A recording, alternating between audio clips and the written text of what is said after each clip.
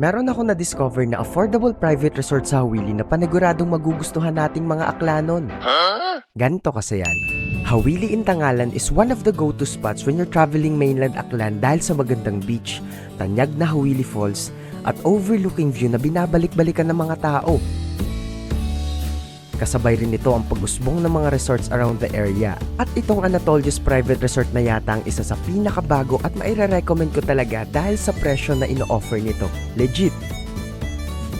Sa halagang 2,500 pesos lang, good for 4 to 6 packs na yan masosolo nyo na tong resort overnight. Malawak ang room at merong swimming pool kung saan pwedeng-pwede kayong magbanding ng barkada nang walang ibang taong umaabala sa inyo. Maganda pa dito, allowed kayong magdala at magluto ng sarili ng food and drinks with no cartage fee.